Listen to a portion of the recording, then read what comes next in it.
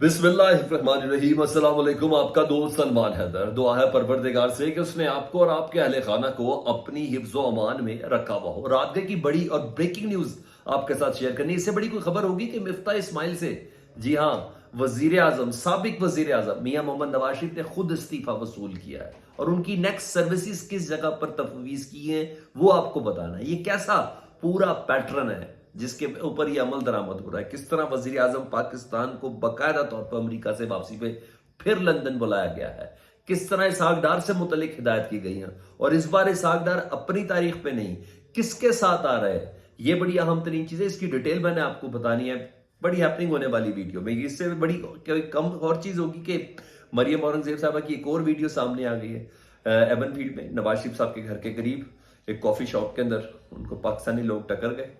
जी हाँ, वो पाकिस्तानी समंदर पार जो पाकिस्तान में अपना टैक्स भेजते हैं, पैसा भेजते हैं, और उन्होंने जो सवाल किया माहौल अच्छा खासा गर्म रहा। उसकी कुछ डिटेल मैंने आपको बतानी। एक और बड़ी ब्रेकिंग न्यूज, पहली बार हुकूमत ने ऑडियो लीक्स को तस्लीम किया है, उसके कंटेंट को तस्लीम किया है और कहा है कि हाँ ये वो चीजें हैं। राना सनाउल्लाह जैसे फोरम पर यह बात तस्लीम की जा रही है, लेकिन कुछ ट्विस्ट करके उस ट्विस्ट को किस तरह पर लिया गया ये भी आपको डिटेल्स बतानी है। इसके अलावा काफी चीजें जी, एक के बाद एक आपके सामने रख देता हूँ। रिक्वेस्ट वीडियो मुकम्मल देखिएगा। सबसे पहले जी, रात के की ब्रेकिंग न्यूज में आपको बता दूं जी, मिफ्ता इस्माइल साहब से इस्तीफा ले लिया गया जी और इसहाक डार साहब को वजीर खजाना पाकिस्तान का नामजद कर दिया गया है। पाकिस्तान पहुंचने से पहले जैस के उन्होंने एहतसाब अदालत से एक अदद सेफ पैसेज लिया कि उन्हें गिरफ्तार नहीं किया जाएगा और जो अकॉर्डिंग टू प्लान है, जो मैं आपको माशाल्लाह जुलाई से, यहाँ 3 से 4 जुलाई से मैं आपको कह रहा हूँ कि एक प्लान है जिसके तहत ये सारा काम हो रहा है। वो सेफ पैसेज मिल गया और अब वो सेनेटर का हलफ उठाएंगे, उसके साथ ही वजारत का हलफ उठाएंगे। बहरहाल मुस्लिम लीग नून की तरफ से नवाज शरीफ की मौजूदगी में नामजदगी हुई। हुआ किस तरह ये भी आपको बताता हूँ। मिफ्ता इस्माइल साहब की पूरी प्लानिंग के साथ मिफ्ता इस्माइल साहब को लंदन बुलाया गया मुस्लिम लीग नून की क्यादत में, और नवाज शरीफ साहब ने, ऑडियो लीक्स में भी आपको पता चल गया ना, इस्तीफे तक जो पीटीआई के मंजूर करने वो नवाज शरीफ साहब ने करने। किन किन लोगों के करने? नवाज शरीफ साहब ने करने। तो इसलिए अब कोई एम्बिगुइटी, कंफ्यूजन रही नहीं है कि नवाज शरीफ किन फैसलों में मौजूद है और किन फैसलों में नहीं। तो फैसलों का भी हमें बहुत अच्छे से अंदाजा हो गया और अभी सरकारी सतह पर उसको इयादा भी कर लिया गया कि जी हाँ हम लोग ही थे।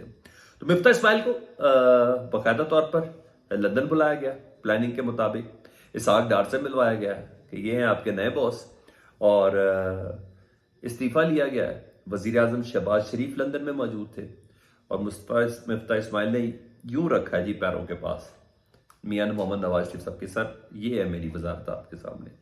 और नवाज शरीफ साहब ने कहा है मिफ्ता इस्माइल बतौर इसहाक डार टीम एक अहम तरीन मेंबर की हैसियत से काम करते रहेंगे। मजीद कुछ चीज़ें जी, इंटरेस्टिंग चीज़ें इसहाक डार साहब ने खुद ऐलान किया था। आज मंगल हो गया, पीर हो गया, तो बुध के रोज़ उन्होंने पाकिस्तान में टिकट उनकी कंफर्म हो चुकी, लेकिन मियां मोहम्मद नवाज शरीफ साहब ने कहा नहीं, ये मेरा भाई है, मेरा समधी है और इसको उसी इज्जत के साथ वापस पाकिस्तान भेजना जिस इज्जत के साथ उसको पाकिस्तान से लाया गया था, फरार कराया गया था, वही प्रोटोकॉल देना। वो प्रोटोकॉल जो डिसाइड हुआ जी वो ये हुआ है कि एक अदद इश्तिहारी, एक अदद मफरूर, एक अदद पाकिस्तान में जिसकी जायदादें कर्क की हो गई हों और पाकिस्तान की अदालतों से भागा हुआ हो, जिसने भी तफ्तीश भुगतनी है, अभी केसेस भुगतने हैं, वो शख्स प्राइम मिनिस्टर ऑफ पाकिस्तान मियां मोहम्मद शहबाज शरीफ के साथ सरकारी जहाज पर, सरकारी प्रोटोकॉल के साथ, सरकारी शानो शौकत के साथ पाकिस्तान पधार रहे हैं जी। जी हाँ, इसहाक डार साहब मियां मोहम्मद शहबाज शरीफ साहब के साथ जहाज में आ रहे हैं। मेरे टैक्स के पैसे से जो पेट्रोल डलेगा उस पर अभी केसेस क्लियर नहीं हुए, तो एब्सकाउंडर हैं, इश्तियारी हैं, मफरूर हैं, जहां उनकी जायदाद कर्क है, बेटा भी उनका मुल्क से बाहर है, मफरूर है। तो ये तमाम चीज़ें मैं तो इसी पर पहले तो आपको कुछ और समझ आती है तो मुझे डेफिनेटली कमेंट सेक्शन में ज़रूर बताइएगा।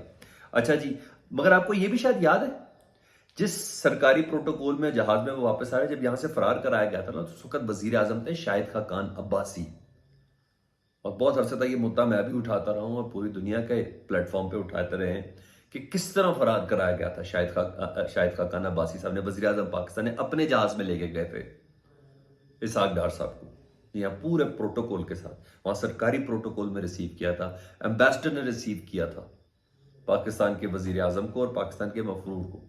तो मियाँ साहब है जी, मैंने बोला बादशाहत है, ये गेम ऑफ थ्रोन चल रही है जी। हाँ, ये ऐसा ही लग रहा है। और उसी तरह सरकारी तैयारे पे वो वापस आ रहे हैं जी। अच्छा जी, मजीद मरीम औरंगजेब साहबा की कुछ वीडियो में एक दो छोटी छोटी खबरें, लेकिन अहम बता दूं ना। मकाफात अमल कह लें, क्या कह लें, अमाल की सजा कह लें, मुझे नहीं मालूम, ये आप फैसला करेंगे। मरियम बीबी की रात को ना मरियम औरंगजेब साहबा की एक वीडियो आई जिसमें काफ़ी मॉड स्क्वाड वे में वो एक जगह पे कॉफ़ी शॉप पे थी। कहने वाले कहते हैं एमन फील्ड के करीब ही था, नवाज शरीफ साहब के घर के करीब ही था। कॉफ़ी शॉप में थी जी, नवाज शरीफ के घर के पास। पाकिस्तानी अवाम वहाँ मौजूद थी, चाहे इसके पीटीआई के सपोर्टर्स है डेफिनेटली, मगर समंदर पार पाकिस्तानी थे। मैं उन्हें ये कहता हूँ, मैं पीटीआई सपोर्टर नहीं कहता जी। उन्होंने मरियम औरंगजेब साहबा से बड़े सख्त सवाल किए, और मरियम औरंगजेब साहब का तहम्मुल भी कमाल था। कोई तहम्मुल तो उनका कहीं और भी था, लेकिन बड़े तहम्मुल के साथ वो सुनती रही, और काफ़ी सख्त अल्फाज, काफ़ी माहौल में गर्मी भी हुई। लोगों ने पूछा, आपने हमसे वोटिंग का हक क्यों लिया है? क्यों लिया आपने? कानून साजी चेंज किया है, क्यों तब्दील किया? हमारी वोटिंग का हक क्यों खत्म किया? हमारा जुर्म क्या था? ये चीज़, टैक्स हमसे मांगते हो, पैसे हमसे मांगते हो, मुल्क को चलाने की हर बार मदद हमसे मांगते हो, सैलाब जदगान की मदद हमसे मांगते हो, हमें वोट क्यों नहीं देते? तो इस तरह के तमाम सवाल थे। और मेरा सवाल यह है कि हमेशा नून लीग के मिनिस्टर्स के साथ क्यों होता है, नून लीग की क़यादत के साथ क्यों होता है? शायद मेरा जवाब भी यही है कि शायद अमाल की सजा है, या कुछ माजी की कोई कारकर्दगी, और समंदर पार पाकिस्तानी, ओवरसीज पाकिस्तानी के साथ वैसे भी जुल्म हुआ। एक तो ईवीएम ख़त्म करके उनकी इस्लाहात को बड़ा घटिया किया गया, और दूसरा वोटिंग का हक भी छीन लिया गया। तो माहौल अच्छा खासा गर्म था, और मीडिया पे चलने के लिए काफ़ी था। तो ये हुआ, वो भी चीज़ें थी। अब आ जाऊँ मैं ज़रा ऑडियो लीक पर।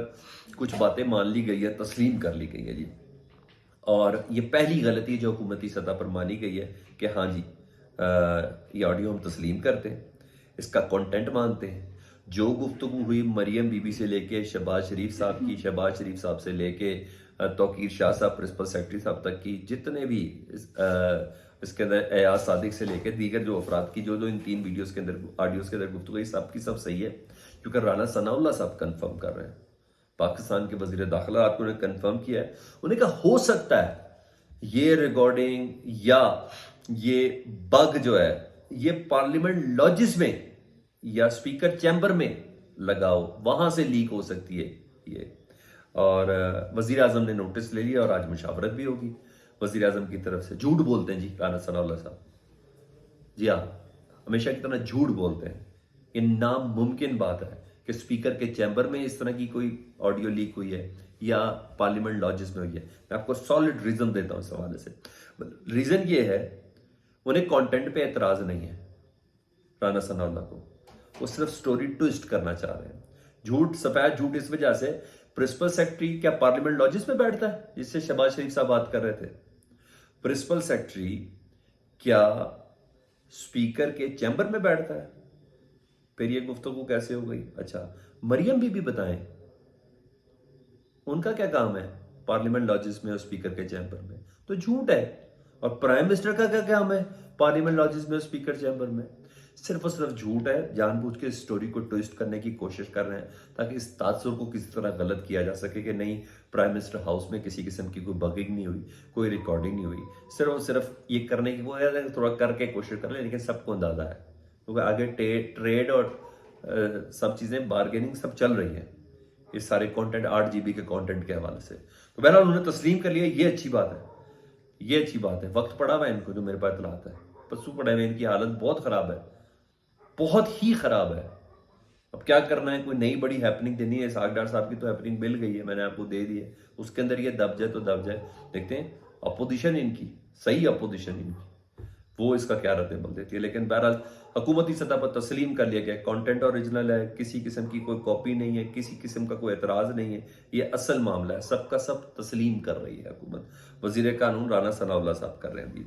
अब एक और मज़ेदार चीज़ है, उस मज़ेदार चीज़ का जानना आपके लिए इसलिए ज़रूरी है, वो है एक खातून है जी जिस पे शक किया जा रहा है। मुस्लिम लीग नून के धड़ों के हवाले से मैं आपको कंफर्म कर रहा हूँ, एक खातून वजीर से मुतल्लिक शक किया जा रहा है। ये खातून वजीर हैं जिसकी बिना पर ये मामला सारा हुआ है।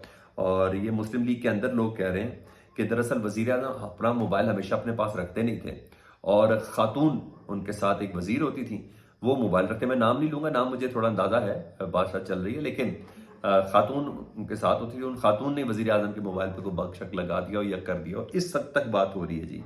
अच्छा जी, क्योंकि उनके पास ही होता था। लेकिन बहरहाल शक है, गुफ्तगू है, मैंने कहा मैं आपको बता दूं, कंफर्मेशन तो अभी किसी पैराई के ऊपर ही जाके सही से आएगी। लेकिन बहरहाल मुस्लिम लीग नून के अंदर जो बात चल रही है वो खातून वजीर से मुतल्लिक चल रही है कि प्राइम मिनिस्टर का मोबाइल उनके पास होता है, हर वक्त प्राइम मिनिस्टर नहीं रखा होता।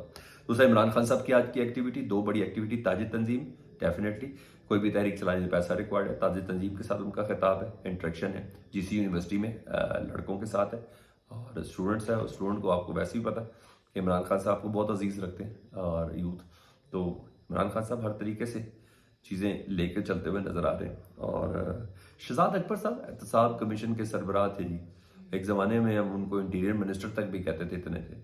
उन्होंने इस ऑडियो लीक से मुतलिक बोला, उन्होंने कहा कि ये जानबूझकर ऑडियो लीक और ये डार्क वेब जो दिया जा रहा है ना, ये सब कुछ एक स्टोरी है, कवर है जिसको घड़ने की कोशिश की जा रही है, असल मामला कुछ और है, उसको सामने आना चाहिए। ये शहजाद अकबर जैसा बंदा कह रहा है और सिस्टम के अंदर रहने वाला बंदा कह रहा है, और उसकी इतलात भी बहुत ज़्यादा कंफर्म होंगी। तो उन्होंने कहा ये सब कवर है कि डार्क वेब के ऊपर आ गया है, हैकर्स को ही आ गए हैं। उन्होंने कहा हमारा सिस्टम ही ऑटोमेटिक नहीं है, एनालॉग है, तो कैसे हो सकता। तो बहरहाल उनकी ये खबर थी, मैंने कहा मैं ये भी आपको दे दूं। फीडबैक से मुतल्लिक जरूर आगा कीजिएगा, अपना बहुत ख्याल रखिए। अल्लाहुम्मा सल्ली अला मुहम्मद व आले मुहम्मद।